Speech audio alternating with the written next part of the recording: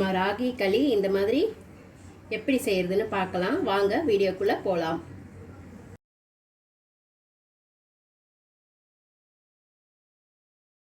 வணக்கம் நண்பர்களே, லட்சுமி சமையலுக்கு உங்களை அன்போடு வரவேற்கிறேன். வீடியோ நீங்கள் இதுதான் ஃபஸ்ட் டைமாக பார்க்குறீங்கன்னா சப்ஸ்கிரைப் பண்ணிவிடுங்க, பெல் பட்டனை கிளிக் பண்ணிவிடுங்க, ஷேர் பண்ணிக்கோங்க. வாங்க வீடியோக்குள்ளே போகலாம். நான் கேழ்வரகு மாவு 2 ஆளாக்கு எடுத்து வச்சுருக்கேங்க களி செய்கிறதுக்கு. இப்போ இதுக்கு நான் தண்ணி அளந்து எடுத்துக்கிறேன். நான் 1 ஆளாக்கு மாவுக்கு 3 டம்ளர் தண்ணி எடுத்துக்கிறேன். இப்போ இதுக்கு 6 டம்ளர் தண்ணி அளந்து எடுத்துக்கலாம். ஃபஸ்ட்டு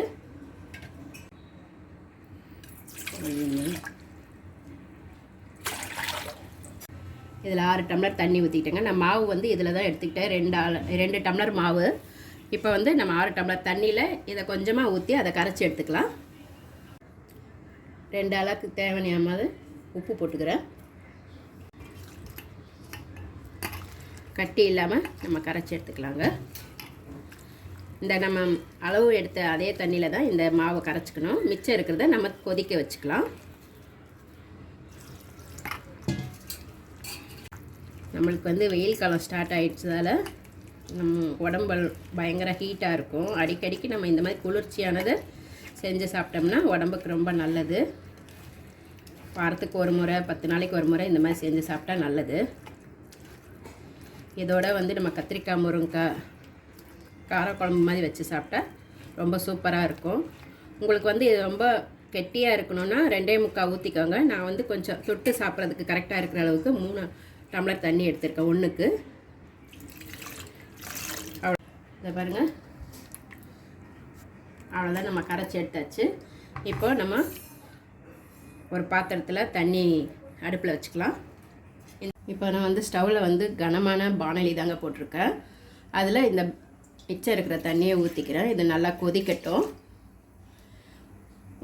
ஸ்டீல் அந்த மாதிரிலாம் போட்டிங்கன்னா அடி பிடிச்சிடும். நீங்கள் இந்த மாதிரி கனமானது அலுமினிய பாத்திரம், பானலி கூட போட்டுக்கலாம். இல்லை பாத்திரத்தில் கூட நீங்கள் செஞ்சுக்கலாம். தண்ணி நம்மளுக்கு நல்லா கொதிக்குதுங்க. அப்போது இந்த கரைச்சி வச்சுருக்கிற மாவை ஊற்றிக்கிட்டே கலரிக்கிட்டே ஊற்றணும், இல்லைன்னா உருண்டை ஆகிடும்.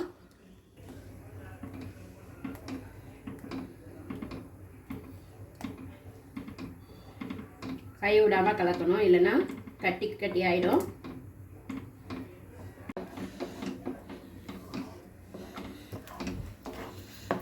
பார்த்திங்கன்னா கலரிக்கிட்டே இருக்கணும், இல்லைன்னா நம்மளுக்கு இதுவாகிடும். இப்போ கொஞ்ச நேரம் வரைக்கும் ஐயில் வச்சுட்டு அதுக்கப்புறம் மீடியமாக தான் வச்சு நம்ம களி கிண்டணும்.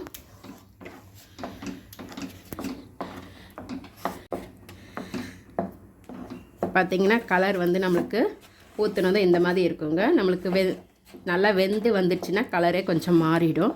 நல்லா வாசனையாகவும் வரும்.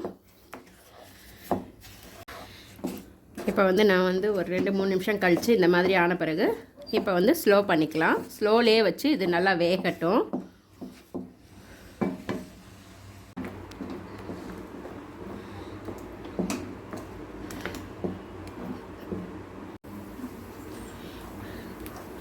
நம்மளுக்கு ஓரத்துலலாம் இந்த மாதிரி அடி பிடிச்சிக்கோங்க. சுரண்டி எடுத்துக்கிட்டே இருக்கணும், இல்லைன்னா ரொம்ப ஒட்டிக்கும் அதுலேயே. பார்த்திங்களா, நம்மளுக்கு கலரு நல்லா மாறிட்டு வந்துடுச்சு, வாசனையும் வருது. அவ்வளோதாங்க. இன்னும் ஒரு 5 நிமிஷத்தில் நம்ம ஸ்டவ் ஆஃப் பண்ணிக்கலாம். கிட்டத்தட்ட களி ரெடி ஆகிடுச்சு. எனக்கு இது ½ அன் ஹவர் கிட்ட ஆச்சுங்க. இன்னும் ஒரு 5 நிமிஷத்தில் நம்ம ஸ்டவ் ஆஃப் பண்ணிக்கலாம். நம்மளுக்கு களி ரெடி ஆயிடுச்சுன்றதுக்கு தண்ணி தொட்டுட்டு பாருங்கள், கையில் தொட்டோம்னா நம்மளுக்கு கை ஒட்டக்கூடாது. அப்போ நம்மளுக்கு களி ரெடி ஆயிடுச்சுன்னு அர்த்தம். அவ்வளோதான். நம்ம ஸ்டவ் ஆஃப் பண்ணிக்கலாம். இப்போ இந்த அளவுக்கு இருக்குங்க. கொஞ்சம் ஆறுனதும் இன்னும் கொஞ்சம் கெட்டியாகும். நம்ம சாப்பிடும்போது அப்போ தான் ரொம்ப நல்லாயிருக்கும். இப்போ நம்ம ஸ்டவ் ஆஃப் பண்ணிக்கலாங்க.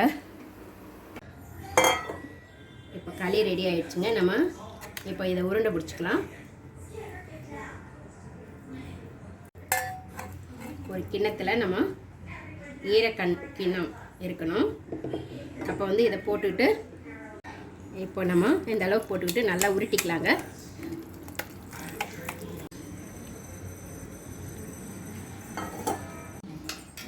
அவ்வளோதாங்க. நம்ம இந்த மாதிரி களி ரெடி பண்ணிவிட்டு அதுக்கு மேலே நம்ம கத்திரிக்காய் முருங்கைக்காய் காரக்குழம்பு.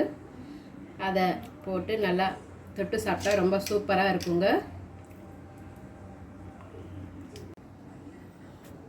இந்த மாதிரி நம்ம குழம்பை தொட்டு சாப்பிட்டா ரொம்ப சூப்பராக இருக்குங்க. நம்மளுக்கு வந்து இந்த மாதிரி தண்ணியாக இருக்கணும்னா இந்த மாதிரி தொட்டு சாப்பிடும்போது ரொம்ப நல்லாயிருக்கும். இன்னும் கொஞ்சம் உங்களுக்கு ரொம்ப உருண்டையாக கெட்டியாக வேணும்னா கொஞ்சம் நீங்கள் தண்ணி கம்மி பண்ணிக்கலாங்க. ஆனால் இந்த மாதிரி சாப்பிட்டா ரொம்ப டேஸ்ட்டாக இருக்கும். நீங்களும் உங்கள் வீட்டில் ட்ரை பண்ணி பாருங்கள். எப்படி இருந்ததுன்னு கமெண்ட்டில் சொல்லுங்கள்.